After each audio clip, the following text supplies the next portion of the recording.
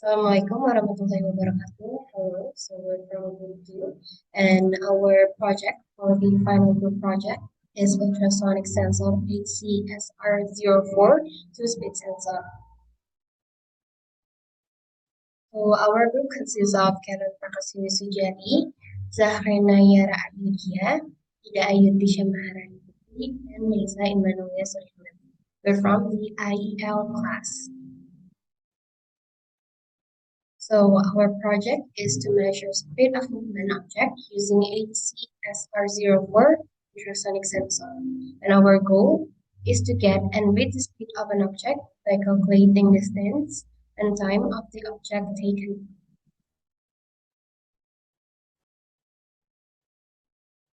Here are the tools and materials used in this project. First, we use Arduino Uno, ultrasonic sensor HC-SR04, our sensor, jumper wires, and breadboard. So this is an introduction about the sensor we used. We used HC-SR04 ultrasonic ranging module. HC-SR04 provides 2 centimeter to 400 centimeter non-contact measurement function. The ranging accuracy can reach to 3 millimeters. The module includes ultrasonic transmitter, receiver, and control circuit. The basic principle of work of this sensor is first using input-output trigger for at least 10 microsecond high-level signal. Two, the module automatically sends 840 kilohertz and detect whether there is a pulse signal back. Third is if the signal back through high level, time of high output and output duration is the time from sending ultrasonic to returning. And the test distance is equal high level time times velocity of sound, which is 340 meter per second divided by 2. And here's the design prototype of our project.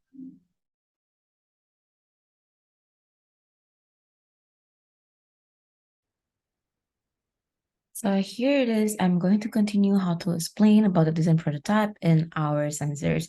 So basically, as we all know, ultrasonic sensors is used as distance sensors, right? Because it detect the ultrasonic, using the ultrasonic to detect if there's an object there, and we can measure the distance using some calculations. But in this one, we have to use the ultrasonic sensors as the detections of there's an object there.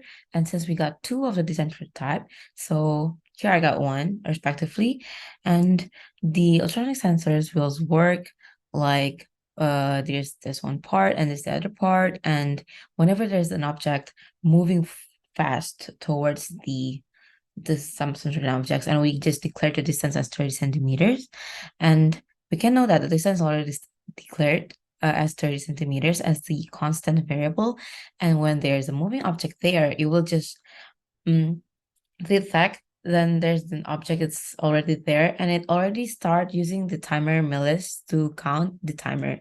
And since we can see at the screen that the design prototype works like this way, so practically we can lay both of the sensors down as the indicators for the object move to detect of the ultrasonic sensors. And so the connection pin is basically just for this Arduino microcontrollers, and we use breadboard just for it to works easily. So here we got the simulations. Apparently the simulation is actually not quite right because we cannot really control like how the distance in this matter.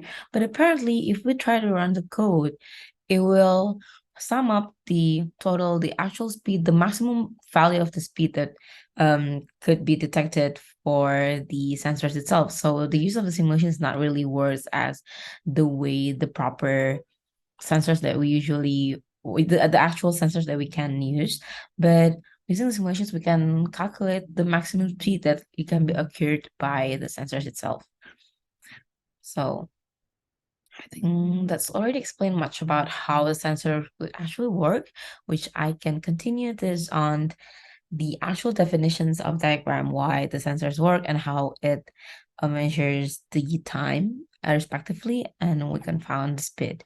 So these ultra sensors, it actually proposed to measure distance, right? And since it emits 40,000 kilohertz ultrasonic wave that propagates through the air and bounces off the module if an object obstacle is in path.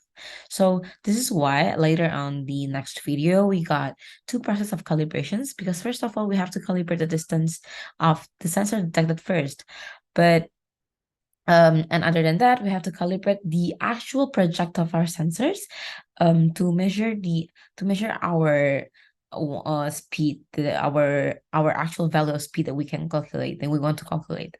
And so basically, since we all know the time travel, the ambient speed, and the figure center of distance of object, so it can be calculated that way since we can find the distance. So since there are two sensors used in the projects, yeah, it can measure the time and start and finish point of the object movement based on detected sensor. So above on this diagram, the way of the sensors our project actually works is by the third one, just like I showed here. Since there are two sensors used in projects, so there are two sensors, and it measures the time for start and finished point of the object movement based on detected sensors. And by that, we use the ultrasonic sensors to measure the time start and stop, not by the distance, because we already declared the distance in the code on the microcontroller. Maybe my friends will go into explain it later, next in the respective slides. And yeah, the way the measurement is calculated is by the distance equals to time 2, which measures by the first sensors, and minus time 1, the first sensors. I'm sorry, I think I'm mistaken it. So the time 2 is measured by second sensor, and time 1 measured by first sensors, and times and the distance divided by the time 2 and time 1. So I think it is actually a bit mistyped there. So basically it's like the distance that we declared already. So it's in our code we declared as 30 centimeters. So when we make the sensors, it's 30 centimeters length, and it is divided by the time 2 and time 1. So here's actually the flowchart of the data acquisitions, how we actually make the sensors works. And it start by declared distance, start and finish is like I've said before, it is 30 centimeters, it's like we declared already. And the distance here, the process here is actually just to make sure that the sensors detects that if there's an object, if the sensors detect an object based on the calculation that like less than 12, or it's not equals than 0, and it will start to running the millis timer. So that's going to the next process, which can sensor data get collected, and if it's not, it can go back and just keep declare whether there's an object in front of the sensors or not. And so that's why we can measure the speed from that.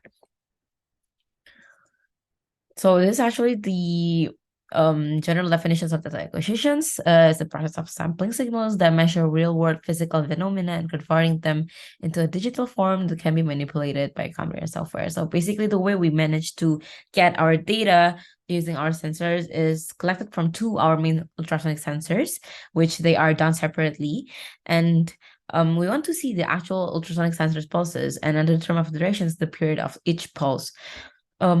So we will use these values to find the correlations between the period in microseconds and the distance to the object that the ultrasonic sensor is facing. So that's basically my part.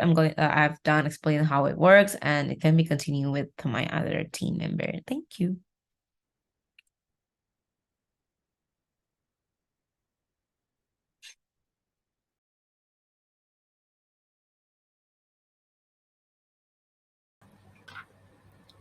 Moving on with the flowchart of our code. This shows that our code consists of process and decision making. For the decision making process, we use if-else syntax.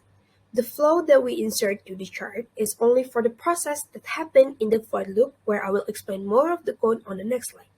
But here, for overall look, the for loop is filled with calculation for the output result. And how this code works it when the object is start passing the first sensor, we set the code to start our millis and stop when it finished passing the second sensor. Then after that, there will be where the calculation is made. For the code itself, first, we define our sensor pin, and since we use ultrasonic, we need to define two pins for each sensor, which are the echo and treat pin. Some variables that also need to be defined are the maximum distance, where we put 30 cm, which is the distance between sensor 1 and sensor 2. We define speeds for the result variable. Also, a setback for our first and second sensor that will be used in the calculation and decision process. And two variables for each sensor, which are duration variable of the sound wave travel and distance variable for the object and the sensor distance. Starting in the fourth setup, we set the pin mode of our sensor and begin our serial monitor. In the void loop, we clear the trigger pin and set the trigger pin on high state for 10 microseconds. We get the first duration by getting the pulse that the echo pin gets. And how we get the first distance is by multiply the first duration result with speed of sound, which is 0.034, then divided by 2. And that is how you calculate ultrasonic distance. Then we do the same for the second sensor, the exact same code and calculation, but what differs is the variable that we use. Moving on to the if syntax, where if the distance value is larger or equal to 12 and the distance is not 0, update the value of the sensor time to millis, and same code for the second sensor, so we use the code twice. Then, to calculate the speed is by divides the maximum distance with the result of subtract the time of the second sensor by the time of first sensor, then the result of the division will be multiplied by 1000 to match the unit. Then the last thing is to print the final speed result to monitor. And the rest of the code is just to beautify the string that is being printed to the monitor.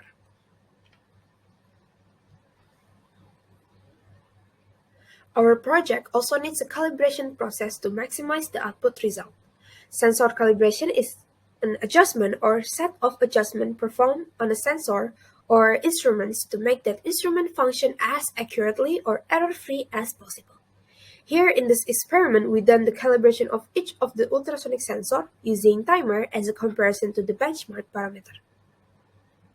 First calibration is to calibrate each sensor. First, place a ruler on top of a horizontal flat surface with the end that reaches 0 perpendicular to a vertical flat surface. Consider, for example, a tabletop and a hardcover book. Choose intervals along the ruler at which you will be placing your ultrasonic sensor such that it's facing and parallel to the vertical flat surface. Third, start your ultrasonic sensor closest to the vertical surface and turn it on. Record the period of the pulse in the first column of your Google Sheets, then record the ultrasonic sensor distance along the ruler for the pulse.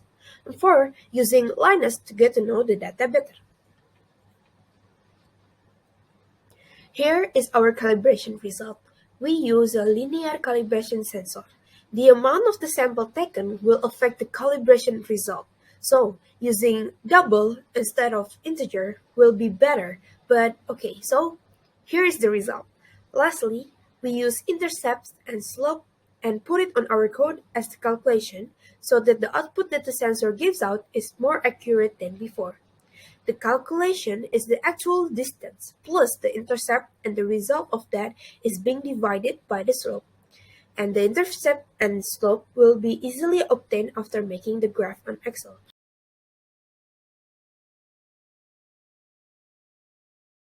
Okay, so next we move on to the calibration steps for the speed measurement. What we do for this part of the calibration is to compare the speed data that we achieve from the ultrasonic sensor that is printed on the serial monitor of the Arduino Uno, and we compare it with the manually calculated speed that is measured in real time. So let me explain to you a little step by step of the calibration steps for the speed measurement. Here, for the first step, we would run the Arduino code as usual, and we would have the object to move past the first sensor to the second sensor. both of the sensor are already placed in the constant distance that is also been included in the code.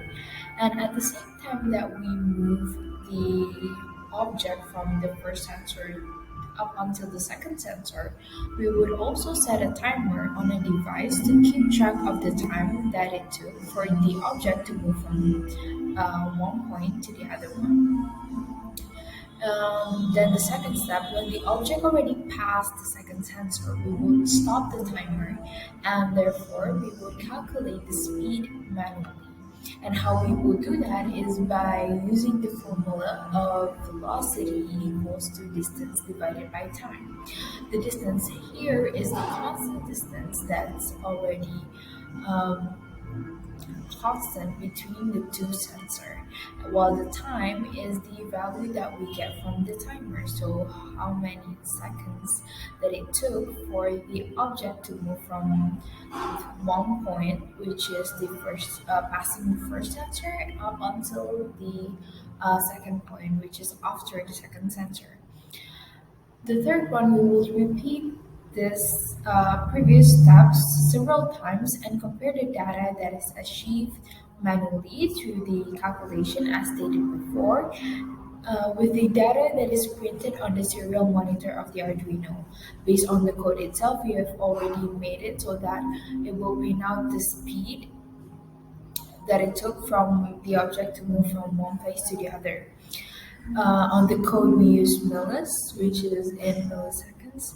And for the fourth step, we will insert the data to the Microsoft Excel and then made it as graph.